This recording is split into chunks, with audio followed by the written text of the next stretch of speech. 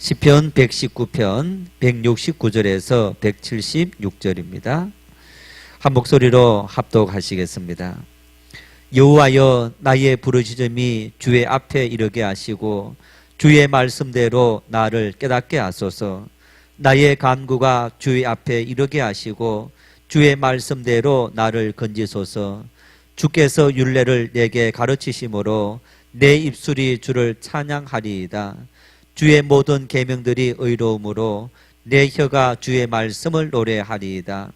내가 주의 법도들을 택하여 사오니 주의 손이 항상 나의 도움이 되게 하소서.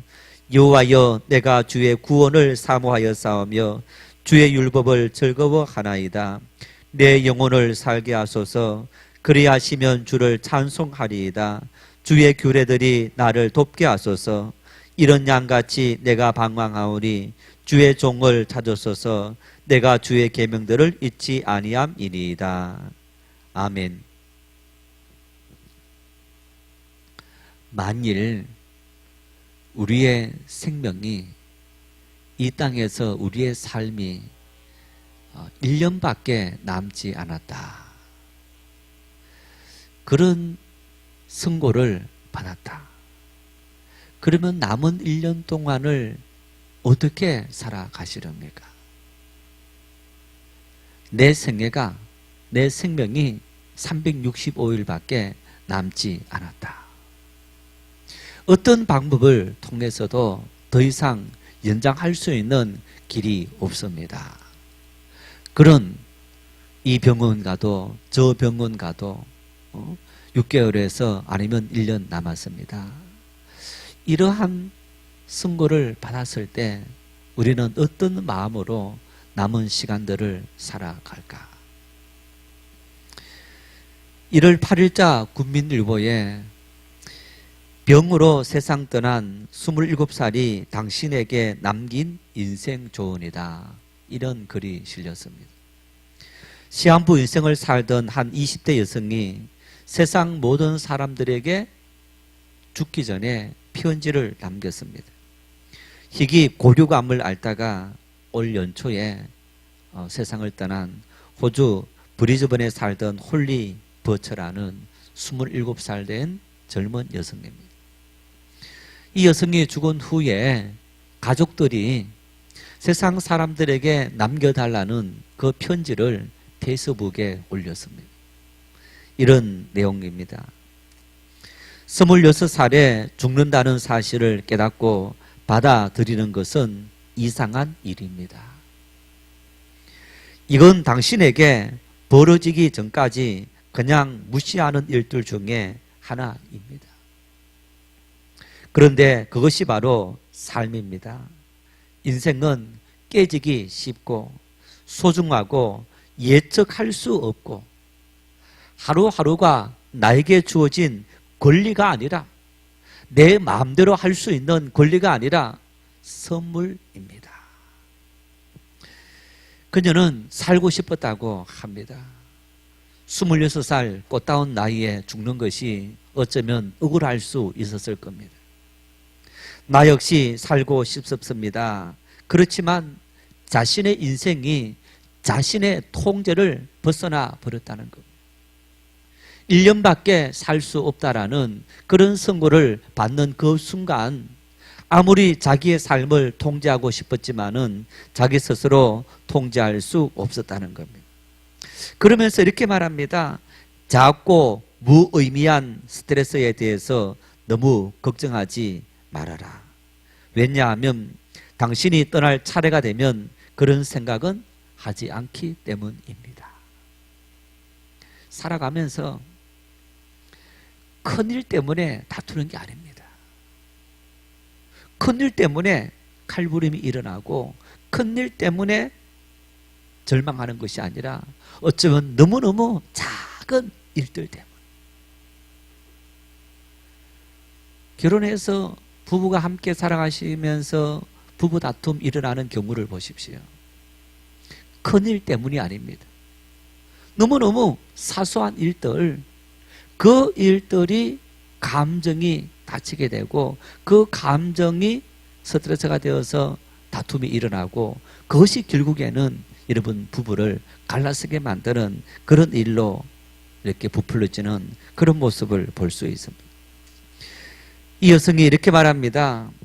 부정적인 생각이나 불평이 들 때마다 사소한 일에 감사하십시오. 숨 쉬는 것이 얼마나 큰 행운인지, 일하고 운동할 수 있는 것이 얼마나 감사한 일인지, 가족과 이웃과 함께 대화하는 그 자체가 얼마나 큰 행복인지, 다음날 다시 눈을 뜰 수 있고 맑은 공기를 마시고 하늘을 쳐다볼 수 있는 것이 얼마나 큰 행복인지, 모든 것을 읽기 전까지는 당연하게 여겨졌던 행복이었지만은 읽게 되었을 때 그것이 얼마나 큰 행복인지 깨닫게 되었다는 겁니다. 편지 후반부에 이렇게 글을 썼습니다. 다른 사람의 시간을 소중히 여기고 자신의 경험에 돈을 쓰며 밖으로 나가 자연을 느끼고 음악을 듣고 친구들과 이야기하고 살기 위해 일하고 사랑하는 사람들에게 매일 사랑한다고 말하십시오. 마지막 한 가지 당부를 했습니다. 고륙암을 앓았기 때문에 다른 누군가의 피를 계속 이렇게 수혈을 받았다는 겁니다. 할 수만 있다면 인류와 자신을 위해서 정기적으로 헌혈을 해줬으면 좋겠습니다. 그러면서 지난 1년간 가족, 친구와 함께 이 지구에서 시간을 보낼 수 있었다는 것에 영원히 감사할 것입니다. 지난 1년간은 내 생애 최고의 시간이었습니다. 이 여성의 이야기를 들으면 나도 남은 생애를 1년처럼, 이 여성의 1년처럼 살아야지. 무의미하고 작은 일에 스트레스 받지 않고 그 일을 무시하고 매일매일 일어나는 작고 소소한 일들, 함께 만나서 대화하고 식사하고 이 자연을 느끼고 누리고 바라볼 수 있는 그 작은 일들에 감사하며 살아야지. 어쩌면 여러분, 우리는 좋은 책을 읽고 어떤 이러한 교훈을 들을 때마다 내 삶에도 그런 삶을 살아야지 우리가 그렇게 다짐하고 생각합니다. 그런데 현실은 어떠합니까? 대부분 이런 이야기를 듣지만은 아직 나는 긴 세월이 남아있는데, 나이가 많이 드신 분들도 여러분 나는 가까워져 있다라고 느끼면서 내려놓아야 되는데, 말로는 내려놓는다 하면서도 실질적인 그 마음속으로 들어가 보면요, 하나도 내려놓지 않고 정말 어떻게 조금이라도 더 살려고 그러면서 마음들은 더 강박해져 있는 그런 모습을 볼 수 있습니다. 어떤 현실도 자연스럽게 받아들이지 못하고 매일 직면하는 크고 작은 문제들 앞에 두려워하고 사랑해야 될 가족과 친지들과 이웃들과 미워하고 다투며 살아가는 안타까운 우리의 현실입니다. 26살밖에 되지 않는 이 여성이 어떻게 이런 삶을 살아갈 수 있었을까요? 어떻게 이런 마음의 다짐을 가지고 살아갈 수 있었을까? 1년밖에 살지 못한다는 시한부 인생. 늘 이 여성의 마음속에는 나는 다른 친구들보다, 심지어 내보다 이렇게 먼저 태어난 내 가족 어떤 사람들보다도 나는 빨리 365일이라는 1년이라는 시간이 갈수록 세월은, 시간은 줄어드는 그 시간이 나에게 남지 않았다 라는 어떤 시한부 인생이라는 자신의 운명에 순응했었던 그러한 삶이었기 때문에 남은 1년 동안을 더 의미 있고 행복하게 살아가려고 노력했을 겁니다. 사실은 이 여성뿐 아니라 여러분, 우리 모든 사람들은 시한부 인생을 살아가고 있습니다. 이 땅에 갓 태어난 갓난 아기라도 80년에서 100년 이상을 살아가지 못합니다. 만일 우리가 100년이 살아가는 이 땅의 기준이라면 50년을 살아왔다면 이제 50년밖에 남지 않았고 70년을 살아왔다면 30년밖에 남지 않았습니다. 어쩌면 대다수의 사람들은 100세까지 백수하는 것도 쉽지 않은 일입니다. 우리는 원하든 원치 않든 우리 인생은 이렇게 운명이 이미 결정되어져 있는 겁니다. 주어진 운명 속에 살아가야 될 그런 인생이 바로 우리들인 겁니다. 이런 내 인생의 운명을 생각한다면 이미 주어진 인생을 살아가는 그런 삶이라면 우리는 이 여성처럼 살아갈 수 있지 않는가. 운명이라는 말은 이런 단어적인 의미가 있습니다. 인간을 포함한 우주의 일체를 지배한다고 생각되는 초인간적인 힘이 있다. 모든 사물을 지배하는 불가피한 필연의 힘이고 누구라도 따를 수밖에 없고 예측하기 어려운 절대적인 힘이다. 이게 운명이라는 것.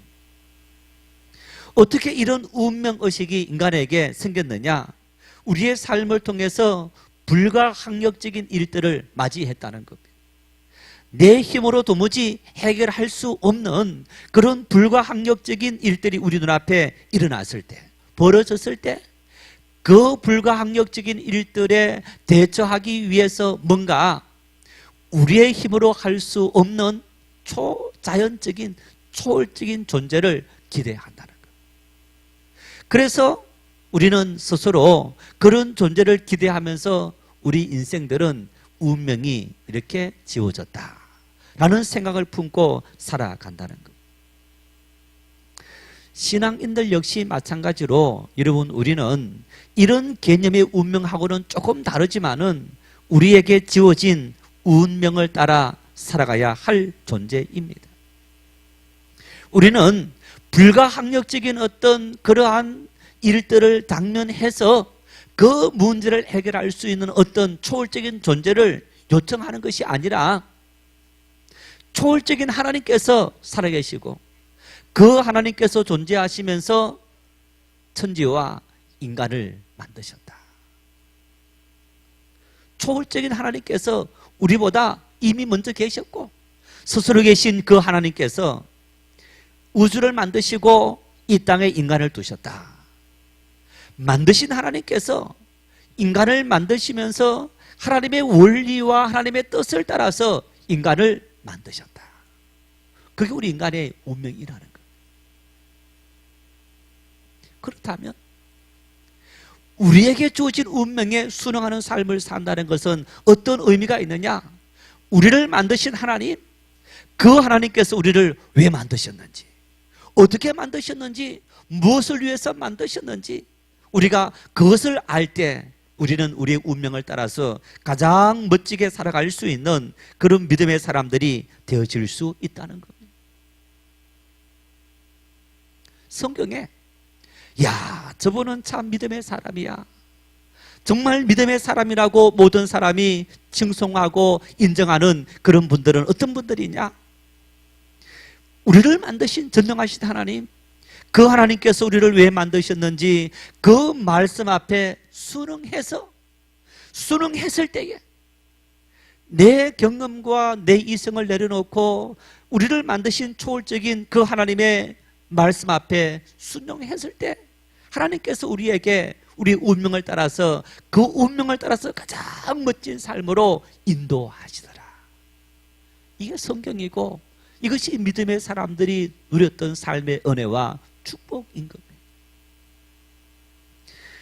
오늘 시편 119편 마지막 22번째 연 8절입니다.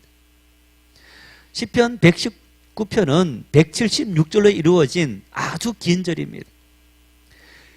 히브리어 알파벳이 22글자로 이루어져 있는데 이제 한 글자 한 글자 따라서 8절씩 이제 한 절 시작할 때마다 똑같은 이제 그 알파벳으로 시작하는 알렙 같으면 알렙이라는 이제 첫 말로 시작하면서 8절 계속적으로 아 같으면 뭐 이렇게 시작해서 8절이 이루어지는 겁니다.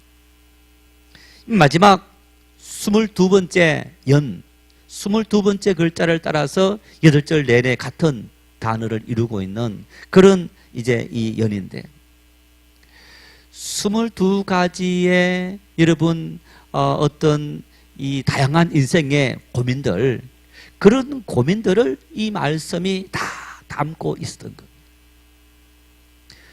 다윗이 이 시편을 고백했을 때 왕으로서 다윗이 한평생 살아가면서 왕으로 겪었던 국가적인 위기도 있었고, 개인으로 겪었던 어떤 개인의 치부도 있었고, 그리고 개인의 시련도 있었고, 아들 때문에 쫓겨나서 정말 자신의 삶을 한탄하며 절망했던 그러한 순간들도 있었고,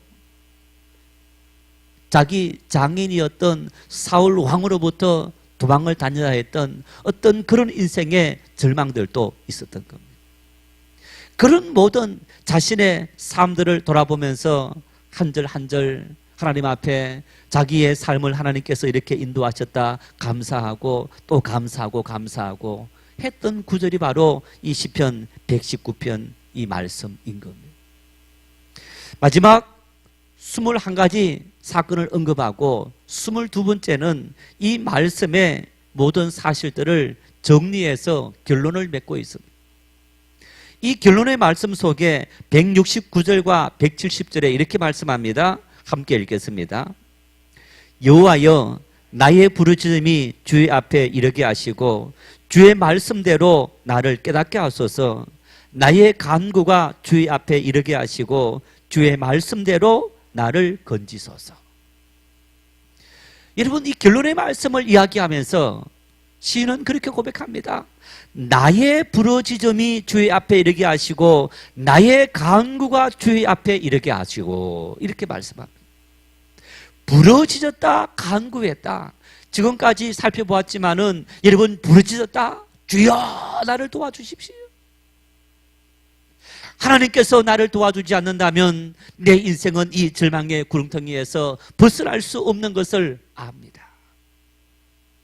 여러분, 아무에게도, 그 누구에게도 어떤 오늘 내가 당면한 인생의 이 모든 문제를 도움을 구할 수 있는 사람이 없었는데, 전능하신 그 하나님, 그 하나님 앞에 정말 자기의 모든 현실들을 내려놓고 소리쳐 부르짖지 않을 수 없는 그런 절망 속에서 이 다윗은 부르짖어 하나님 앞에 기도했다.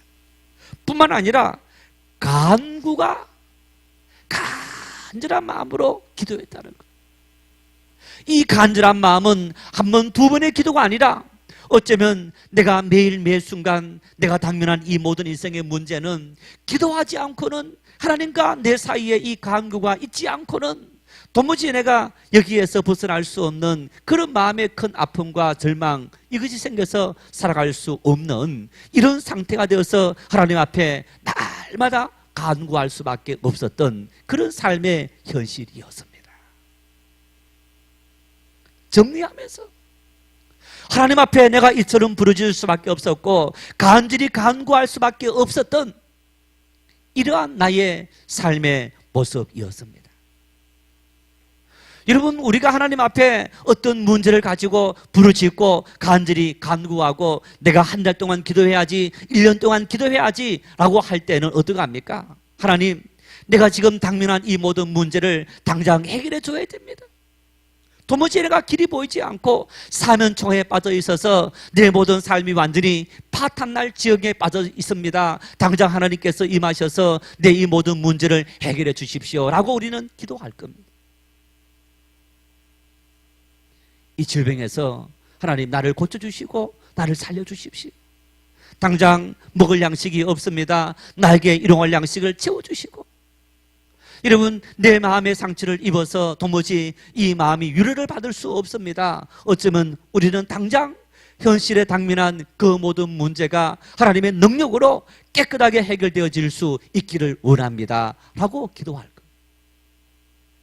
그런데 이 다윗은 뭐라 말합니까? 부르짖고 기도하고 간절히 기도하고 이 부르짖음과 간구가 하나님 앞에 이르게 하시고 하나님 앞에 이르러서 그에게는 하나님께서 응답해 주시기를 요청하는데 여러분 그 응답이 오늘 우리에게 어떻게 이루어지느냐 이렇게 말합니다. 주의 말씀대로 나를 깨닫게 하소서. 주의 말씀대로 나를 건지소서. 내 방법과 사람의 방법과 내가 처한 이 현실의 방법으로 하나님께서 나를 건지시는 것이 아니라 주님의 말씀대로, 다시 말하면 주님의 뜻대로, 주님의 방법대로, 주님의 인도하심을 따라서 하나님께서 오늘 내 모든 현실과 내 모든 처지와 내 모든 여건을 아시고 하나님의 뜻을 따라서 이 모든 것을 이루어 주시길 간절히 소망합니다. 오늘 우리의 기도와 비교해서 어떠합니까? 내가 어떤 문제에 당면했을 때, 직면했을 때 하나님 앞에 기도하면서 응답을 기다리는 모습하고 어떤 차이가 납니까? 다윗은 왜 주의 말씀대로 주님께서 응답해 달라고 이야기했느냐? 당장 내가 처한 이 모든 문제 해결 보길 원치 않았느냐? 아닙니다. 하나님은 어떤 분이시냐? 하나님은 말씀으로 우리 가운데 역사하시는 주님이신 것을 알았기 때문에 하나님은 말씀으로 역사합니다. 하나님은 말씀으로 응답합니다. 어떻게 말씀하시느냐? 창세기 1장 3절 이하 창세기 1장을 보시면요, 하나님께서 천지를 창조하신 6일에 대한 이야기가 나와 있습니다. 천지를 창조하실 때마다 하나님께서 이렇게 말씀합니다. 하나님이 이르시되 빛이 있어라. 하나님이 이르시되, 하나님이 말씀하시되, 꼭 6일 동안에 하나님께서 이 우주 만물을 창조하실 때마다 하나님은 손으로 빚어서 만드신 것이 아니라 말씀으로 이르시되 이러시니 하나님 말씀하신 대로 이루어졌더라. 인간의 몸을 입고 이 땅에 오신 하나님의 독생자 예수님, 마태, 마가, 누가, 요한 사복음서를 보면 예수님이 행하신 수많은 일들이 나타나고 있는데, 여러분 예수님은 이 땅에서 많은 이적을, 표적을, 기적을 행하셨습니다. 이 기적을 행하실 때마다 예수님께서 여러분 어떻게 말씀하시느냐? 예를 들어서 안전뱅이를 치유하실 때 예수님께서 그 다리를 잡아 당겨서 펴준 것이 아니고 일어나라. 그 안전뱅이를 향해서 예수님께서 일어나라. 풍랑이 일었습니다. 배가 뒤편정 정도까지 풍랑으로 말미암아 제자들이 고통받고 있을 때 예수님께서 그 풍랑을 향해서 잔잔하라, 고요하라, 그 한마디 말씀을 하셨습니다. 이미 죽어서 나흘이 되었고 더운 지역에 나흘이 되어서 그 몸이 이미 부패가 시작된 거지 나사로, 그 나사로를 향해서 예수님께서 그 무덤가에 가셔서 이렇게 말씀합니다. 나사로야 일어나라. 예수님은 그 나사로를 만드셔서 그 나사로를 머리 위에 안수하시면서 하나님 앞에 기도한 것이 아니라 나사로를 향해서 예수님께서 일어나라 말씀하시니 그 말씀을 따라서 나사로가 순종하고 일어났더라. 천지를 만드신 하나님의 모든 과정 속에 예수님께서 이 땅에 오셔서 행하셨던, 우리와 관계성 속에 행하셨던 그 모든 일들 속에 무엇을 통해서 일하셨느냐? 말씀을 통해서 일하셨더라. 하나님의 그 말씀 앞에 여러분 인간만 순종한 것이 아니라 살아있는 인간만이 아니라 죽어있는 인간도 순종했고 이 자연도 순종했고 우주 만물 모든 것이 하나님의 그 말씀 앞에 순종했고 말씀대로 이루어졌던 것을 볼 수 있습니다. 유대인들은 하나님의 말씀을 따라 살다가 삶의 시련이 왔습니다. 범죄하기도 했습니다. 하나님 앞에 하나님이 우리가 큰 죄를 저질렀습니다. 우리를 용서해 주십시오 라고 기도했을 때 하나님은 응답을 주었습니다. 어떤 응답을 주셨느냐? 예언자들을 보내신 거예요. 구약의 수많은 예언자, 선지자들, 이사야, 예레미야, 다니엘, 미가, 나훔, 하박국, 여러분 이런 수많은 선지자들, 이 예언자들은 이스라엘 백성들이 하나님 앞에 응답을 기다리고 기도했을 때, 부르짖었을 때 그들에게 하나님께 주신 응답이 바로 그 선지자를 통해 주신 하나님의 말씀이었던 겁니다. 이처럼 성경은 우리에게 하나님은 말씀으로 임하시는 겁니다. 우리의 모든 기도에 하나님은 말씀으로 응답하시고 말씀으로 역사하시는 그런 하나님이신 것을 믿을 수 있기를 바랍니다. 그런데 왜 우리는 하나님 말씀을 무시하고 있습니까? 이런 하나님의 말씀을 업신여기고 있습니까? 이런 하나님의 말씀을 우리는 왜 그저 집에서도 내동댕이 치고 다음 주 교회 올 때까지 도무지 이 성경을 펼 생각조차 하지 않습니까? 하나님은 말씀으로 역사하시고 그리고 이미 역사하셨던 이 모든 말씀들이 오늘 우리 역시 하나님 앞에 응답받을 때에 하나님은 이 말씀으로 응답하시는 그런 하나님이심에도 불구하고 왜 하나님의 믿는다는 성도들에게서부터 이 하나님의 말씀은 업신여김을 당하고 있습니까? 아이들이 종종 하는 말이 아빠하고는 세대 차이가 난다 그렇게 말합니다. 무슨 말만 하면 세대 차이가 납니다. 그것은 아빠 시대의 말이었고 지금 우리 시대는 다릅니다 라고 이야기합니다.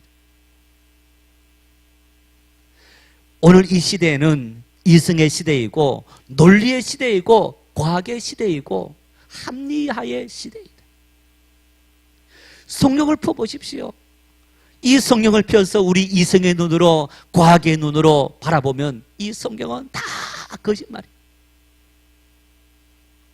도무지 이 하나님의 말씀을 내 이성의 관점에서 과학의 관점에서 논리의 관점에서 이해하려면 이 하나님 말씀을 이해할 수가 없어요. 인정할 수가 없습니다. 받아들일 수가 없습니다. 인간 이성을 초월하고 자연의 논리를 초월하는 초과학적인 초논리적인 초자연적인 이 하나님의 말씀을 자연의 법칙으로 논리의 법칙으로 이성의 법칙으로 아무리 읽으려 해도 이 말씀은 우리에게 들어오지 않는 겁니다. 예수님이 지난 과거의 일이야.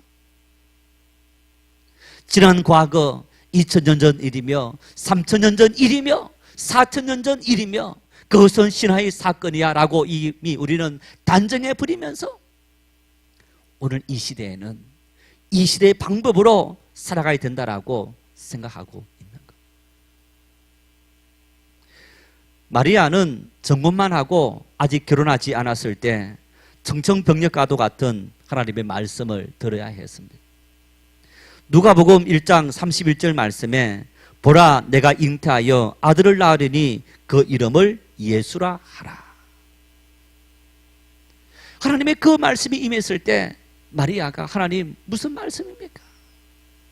나는 정혼하고 약혼만 하고 아직까지 결혼조차 하지 않았던 처녀의 모입니다. 우리 유대율법으로 만일 처녀가 아직 결혼하지 않았는데 처녀가 정혼하고 남편하고 결혼할 때 아이를 임신했다면 그 여성은 신명기 22장에 보면요 돌로 쳐 죽이라고 말합니다. 하나님, 나로 하여금 돌로 쳐 죽임을 당하도록 만들 일이 있어서 이렇게 아이를 주십니까? 천부당 만부당하신 말씀입니다. 도무지 이해할 수 없는 일입니다. 자신의 삶에 하나님 말씀으로 말미암아 하나님의 뜻을 지킨다는 그 말씀으로 말미암아 엄청난 위기가 닥쳐오게 된 겁니다. 하나님의 말씀이 오늘 여러분에게 임했을 때 하나님 말씀이 오늘 우리에게 떨어졌는데 그 말씀은 도무지 내 현실적으로 받아들이기가 너무나 어려운 일이다. 여러분 그랬을 때 여러분은 어떻게 반응합니까? 마리아는 어떻게 했습니까? 누가복음 1장 38절 말씀을 함께 읽겠습니다. 마리아가 이르되 주의 여종이오니 말씀대로 내게 이루어지이다 하며 천사가 떠나가니라. 당신의 종입니다. 당신께서 나를 만드셨고 나는 당신이 만드신 그 뜻을 따라 살아가야 될 운명적인 존재입니다. 내 생각과 내 경험과 오늘의 방식으로는 하나님의 당신의 말씀은 도무지 이해할 수 없지만은 나를 만드신 하나님께서 하나님의 뜻이 있음을 내가 인정하오니 하나님의 말씀대로 내게 모든 것이 이루어지길 소망합니다. 그 결과가 어떠합니까? 환경을 뛰어넘고 이성을 뛰어넘고 그 시대의 모든 사람들의 생각을 뛰어넘어서 하나님의 말씀 앞에 순종했던 그 결과 마리아는 어떤 삶, 어떤 영광을 누리게 된 겁니까? 먼저 그 남편, 여러분, 그 남편에게 마리아가 정혼한 남편 요셉에게 여보, 내가 이렇게 해서 아이를 임신했습니다 라고 변명하지 않았습니다. 누가 했느냐? 하나님께서. 하나님께서 그 요셉에게 나타나셔서 너 정혼한 마리아 데려오기를 두려워 말아라. 데려와라. 하나님께서 모든 교통정리를 해주신 겁니다. 그 순간에 여러분, 그 유대의 모든 율법들이 무용지물이 다 되어져 버리고 마리아에게 아무런 피해조차 일어나지 않게 되었던 것. 뿐만 아니라 주의 계집 종료원이 하나님의 뜻을 따라 이루어지길, 말씀대로 이루어지길 원합니다. 여러분, 그렇게 순종하고 하나님 앞에 고백했을 때에 이 마리아가 어떤 인물이 된 겁니까? 인간이었지만 하나님의 아들을 품게 되는, 잉태하게 되는 그런 엄청난 복을 누리게 된 것이 아니었습니까? 이 마리아를 통해서 인류 구원이라는 엄청난 역사를 일으키신 그런 하나님의 뜻을 이룩한 그런 인물이 된 것이 아닙니까? 하나님의 말씀을 순종했을 때에 여러분, 그것이 당장 내 눈앞에는 엄청난 위기였지만은 하나님 말씀을 순종했을 때에 하나님은 그 일을 통해서 그 위기를 넘기게 하시고 하나님께서 모든 것을 다 교통정리해 주시고 그 삶을 아름답게 인도하셨더라. 예수님께서 사역을 마치고 제자들을 먼저 배를 타고 바다를 건너게 했습니다. 그리고 밤중에 기도하시다가 제자들이 있는 곳으로 갔습니다. 제자들이 한참 가다 보니까 누군가가 보니 이렇게 걸어오는 모습이 보였는데 예수님이었던 겁니다. 밤중에 물 위를 걸어오고 있었습니다. 그 모습을 보면서 베드로가 너무너무 신기해서 주님이십니까? 오냐내다. 주님, 나도 명예해서 주님처럼 그 바다를 걷게 해 주십시오. 예수님께서 그 베드로를 향해서 걸어오라. 베드로가 용기를 내어서 그 말씀을 순종하고 주님을 보면서 바다 물 위를 걸어갔습니다. 몇 발자국 걸어가다가 보니까 여러분, 그 바다의 시꺼먼 깊은 바다를 보면서 두려운 마음이 생겼습니다. 바닷물이 찰랑찰랑 거리는 그 모습을 보면서 혹시나 빠지지 않을까 두려워하는 마음이 생겼습니다. 그 순간에 베드로는 바닷속으로 빠져 들어간 거예요. 주님 말씀합니다. 왜 두려워하느냐? 왜 나를 보지 않고 나를 의지하지 않고 너 인간의 이성으로 너의 논리와 자연의 법칙으로 이 모든 것을 바라보느냐? 인간은 이성의 논리와 자연의 논리와 과학의 논리로만 살아갈 수 없는 존재라는 것을 우리는 너무너무 잘 알고 있어요. 이 땅에는 여러분, 너무너무 정말 이해할 수 없는 초자연적인, 초이성적인, 초논리적인 그런 수많은 사건, 사고들이 수없이 일어나는 것을 우리는 삶을 살아가면서 바라보고 있는 것. 그런 세상을 바라보면서 여러분, 하나님 말씀을 바라보면 이해할 수 있지 않습니까? 받아들일 수 있지 않습니까? 천지를 창조하신 초월적인 하나님, 그 하나님께서 살아계시고 그 하나님께서 보이게 보이지 않게 이 역사와 우리의 모든 삶을 실질적으로 주관하시고 다스리신다.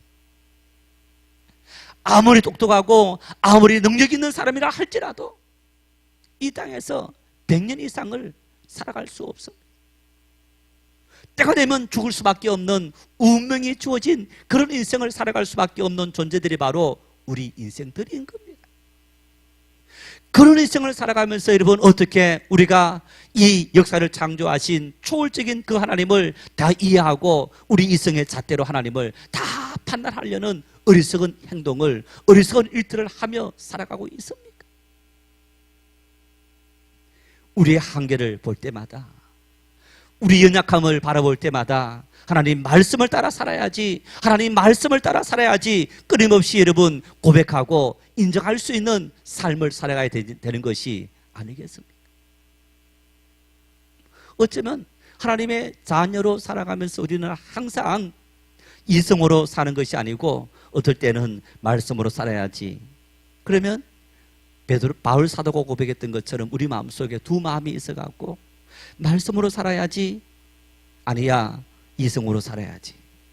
하나님의 뜻을 따라 살아야지, 아니야 세상은 세상의 방법으로 살아야지. 늘 우리 마음속에 이 두 마음이 상충되고 부딪히면서 살아가는데, 대다수 많은 성도들이 누가 이기느냐?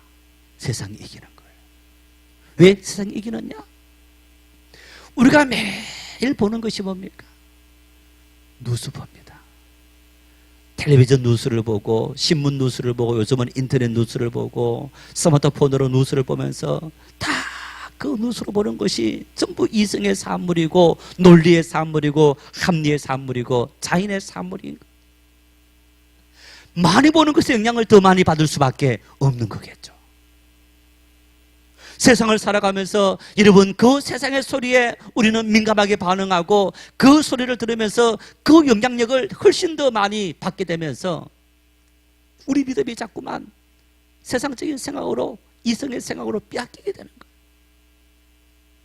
50대 50이었습니다. 이렇게 할까 이렇게 하지 말까 하다가 그 뉴스를 보는 순간, 아니면 어떤 믿지 않은 사람들의 그 소리를 듣는 순간 1%가 불신앙으로 옮겨가는 순간 우리는 이 불신앙적인 일들을 선택할 수밖에 없게 되는 거예요.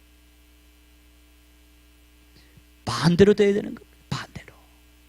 반대로 되기 위해서 우리에게 뭐가 필요하냐? 하나님의 말씀을 펼쳐야 합니다.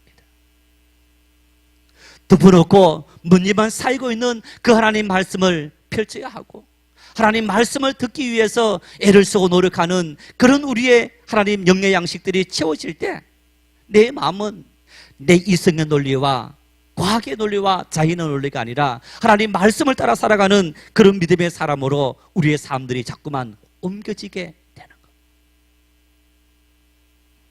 마지막 176절 말씀을 함께 읽겠습니다. 이런 양같이 내가 방황하오니 주의 종을 찾았소서. 내가 주의 계명들을 잊지 아니함이니이다. 마지막으로 이런 양같이 내가 방황합니다. 여러분, 양은 자기 스스로 아무것도 할 수 없는 존재인 겁니다. 그런데 길을 잃어버렸다. 양이 목자의 인도함을 받을 때는 목자가 양의 모든 것을 다 책임져 주는데, 지금 목자를 떠나서 양무리를 떠나서 나 혼자 방황하고 있다는 겁니다. 집도 찾지 못하고, 그래서 이리가 나타났을 때에 그 이리의 밥이 될 수밖에 없고, 꼴을 찾지 못하고 또 자기 집을 찾지 못해서 추워서 또 굶주리고 목말라 죽을 수밖에 없는 그런 절망적인 상황이 되었다는 것. 이 고백은 이런 고백입니다. 하나님의 말씀을 기억하지 않고 하나님의 계명을 잃어버린 인생의 모습을 의미하는 것.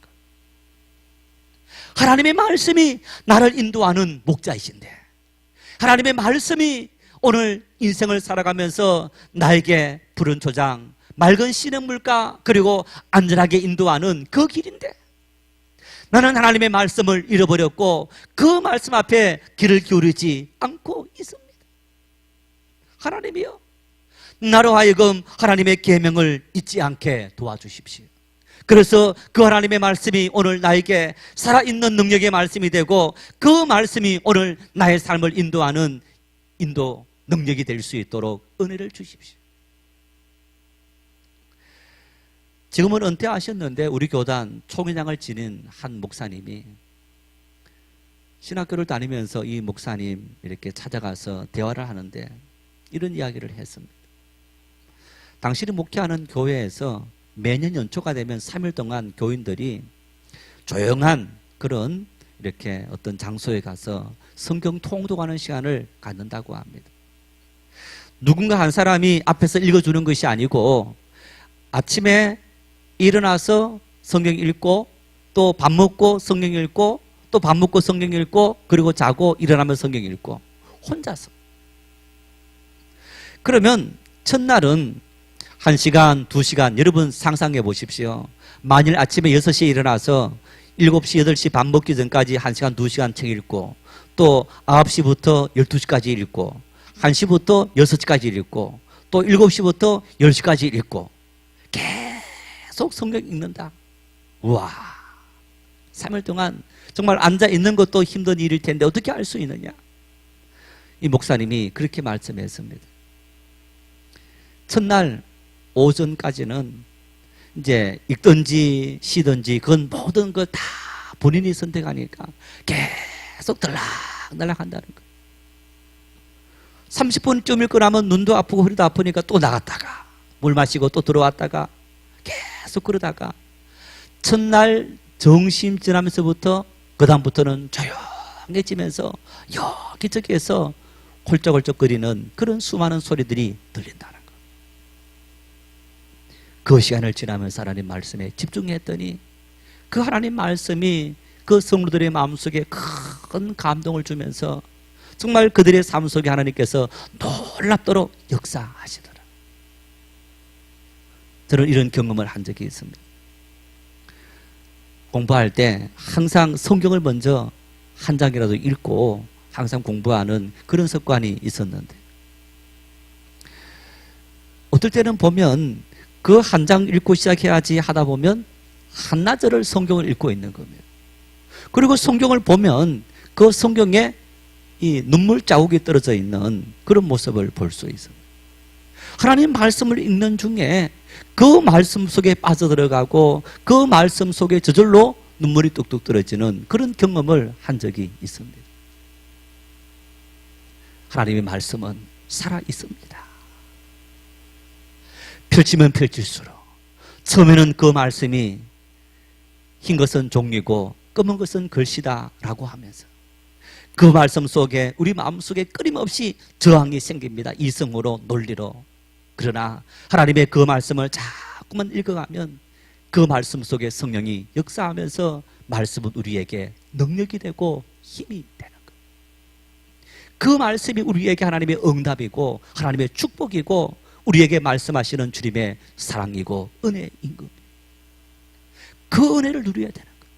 이것이 신앙입니다.